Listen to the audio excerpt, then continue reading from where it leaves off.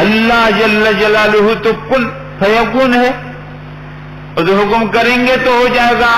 یہ ہم کو بتانے کے لیے کہ یہ فوراً اور شارٹ کٹ کے چکر میں مت پڑو، آہستہ نتیجہ تم کو ملے گا، دیر لگے گی. درخت لگاتے ہو، کتنا سا کمزور سا پودا ہوتا ہے، پھر بڑھتا ہے، پھر بڑھتا ہے، پھر بڑھتا ہے، پھر بڑھتا ہے، پھر بڑھتا ہے، پھر بڑھتا ہے، تب جا کر کے درخت بنتا ہے. ایسا تو ہوتا نہیں ہے کہ کل تم نے بیج لگایا، تخم لگا اور آج درخت ہو گیا. بچہ پیدا ہوگا، اتنا چھوٹا سا ہوگا، پھر بڑھے گا، پھر بڑھے گا، پھر بڑھے گا، پھر بڑھے گا، پھر بڑھے گا، اور جوانی تک پہنچنے میں اس کو انتظار کرنا پڑے گا. اس لیے حضرات خاص طور پر میں بچوں کو اور جوانوں کو کہنا چاہتا ہوں، وقت سے پہلے بالغ بننے کی کوشش مت کرو. وقت سے پہلے بالغ بننے کی کوشش مت کرو، اور وقت سے پہلے بڑا بننے کی کوشش بھی مت کرو. اپنے بڑوں کے سامنے بڑا بننے کی بھی کوشش مت کرو. پہلے چھوٹے بنو، پھر ایک وقت آئے گا تم بڑے ہو جاؤ. جو وقت سے پہلے بالغ بنتے ہیں اور وقت سے پہلے بڑے بنتے ہیں، حضرات وہ بڑا فساد کر دیتے ہیں.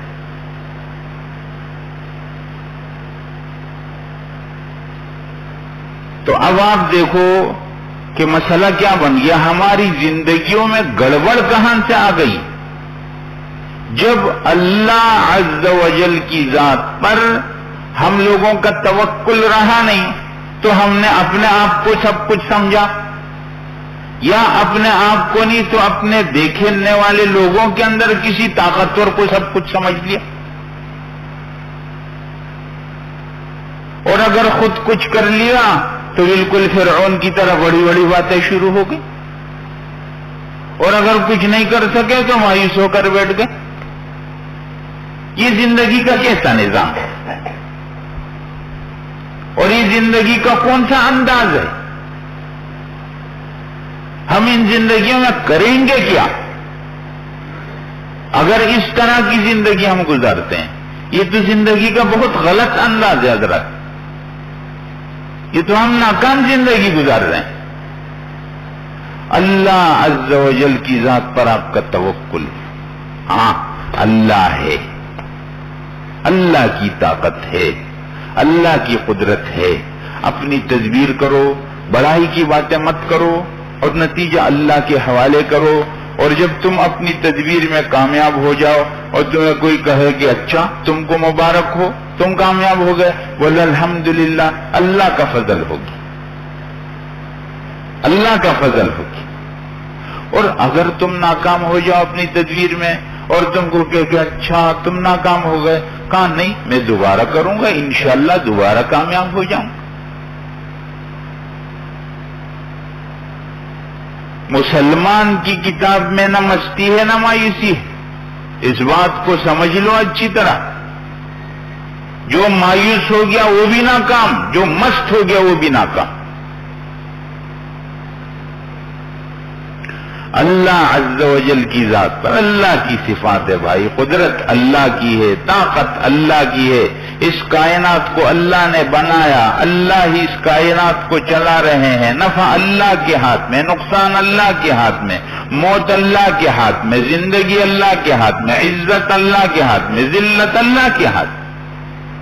الا لہ الخلق والامر، مخلوق بھی اللہ کے، حکم بھی اللہ کا.